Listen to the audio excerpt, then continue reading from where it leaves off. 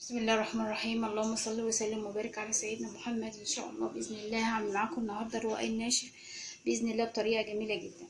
انا معايا الاول نص كيلو لحمه مفروم. اول حاجه هنعمل العصاج بتاع اللي هنحشي بيه. هيبقى نص كيلو لحمه مفروم، ومعايا عليه نص كيلو بصل متقطع كده، والتوابل اللي عليه ربع معلقه قرفه، فلفل اسود نص معلقه، وملح، وبهارات لحمه معلقه.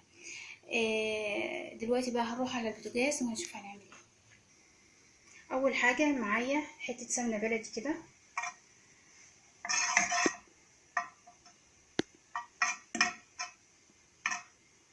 هنحط اللحمه عليها. اول حاجه هنحط اللحمه كده،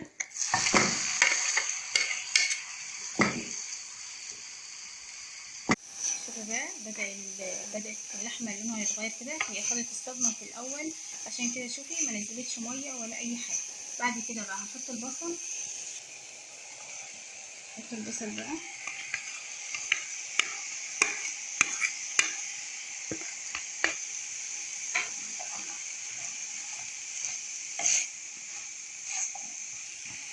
وهنحط البهارات. نسيبها بقى كده على النار لحد ما تجهز، ونروح نجهز الرقاق. اول حاجه انا طبعا اللحمه خلاص كده جاهزه اهيت. دلوقتي معايا الشوربه سخنه قوي، هحط عليها كوبايه لبن. اللبن ده بيخلي طعمه حلو قوي، وعشان خاطر اللبن بقى هنحط حبه ملح كمان وحبه فلفل.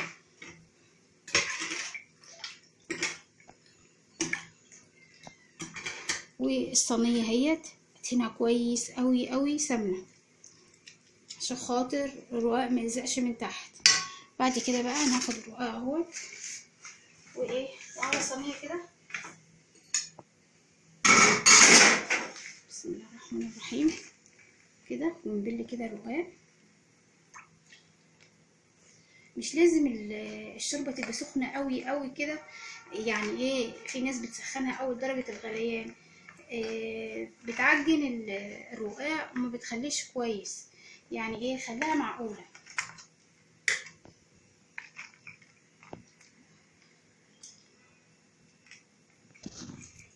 كده. انا حطيت اول واحده اهيت. هتحطيني بقى حبه سمنه كده، رشه كده بسيطه بالفرشه.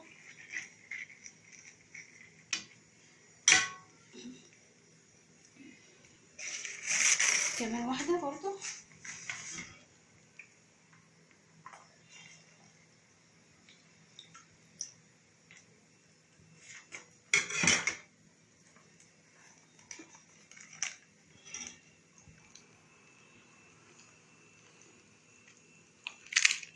يعني هو اتقطع كده مفيش مشكله خالص، عادي هتحطها برضو كده اهو. وظبطي بس الصينيه، واديني برضو رشه سمنه كده، رشه خفيفه برضو. انا هعمل 4 رقات من تحت و4 من فوق كده. انا عملت 2، هعمل كمان 2. ديت بقى اخر واحده اللي هي الرابعه في الصف اللي تحت.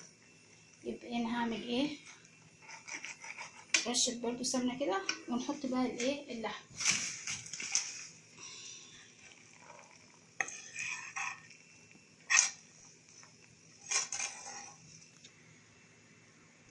شوفي، حطي كده اللحمه بس ما تجيبهاش للحرف، يعني خلي فيه شويه كده من الحرف ما فيهمش لحم. طبعا عشان احنا مكترين كميه البصل، مكتره كميه اللحم خالص اهي. نبدا بقى نعمل بقى الرق اللي فوق 4 برضو زي اللي تحت.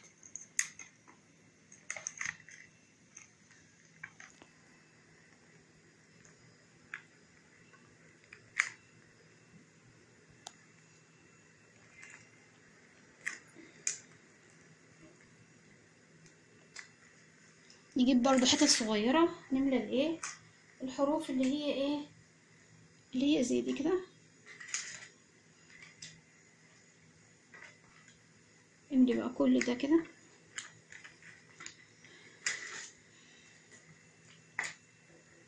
وندهن برضو ايه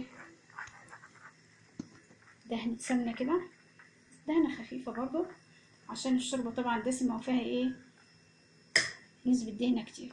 وكده هعمل بقى كمان 4 رقات فوق اللحمة ديت، ولما اخلصها هرجع لكم. ديت بقى اخر ايه رقاقة معانا.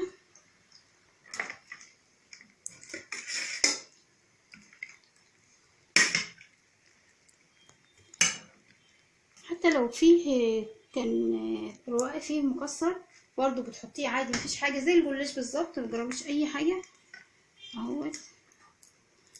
ديت اخر بقى ايه، ممكن نجيب بقى المكسر ده اهو نحطه في الحروف كده عادي يعني.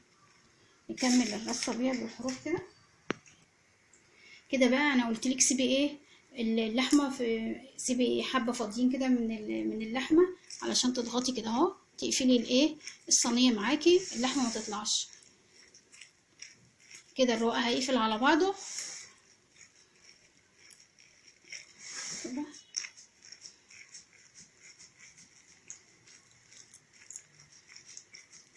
بس كده. اخر حاجه بقى معايا ايه حته قشطه من وش اللبن، يعني هو ايه هتحطها بس على الوش كده.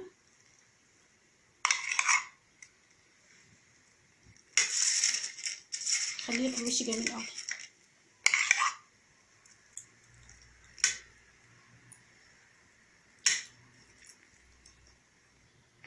كده. كده تمام اهوت. كده بقى هنقطع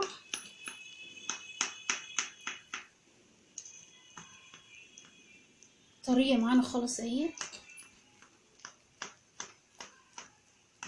يعني ما كنتش مسخنه الشوربه جامد قوي، يعني متوسطه وطري خالص اهو الجلاش معانا. هقطعها بقى واحطها في الفرن على اعلى حاجه، ولحد ايه ما تاخد وش من تحت. بتبص تلاقي الحروف كده كلها كده احمرت، وبعدين هتولعي الشوايه تاخد وش من فوق. ان شاء الله لما تطلع هوريها لكم باذن الله. طلعت من الفرن، شوفي القشطه مخليه الوش بتاعها جميل قوي. خليكي بس كده ايه على ما عيدي تاني على التقطيعه بتاعتك، يعني سامعه الصوت وانا بقطع، تحس كده ان هو عامل زي الجلاش بالظبط.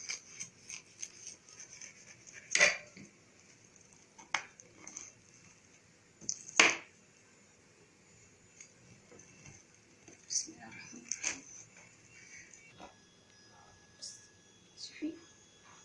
شوفي التوريقه بتاعته.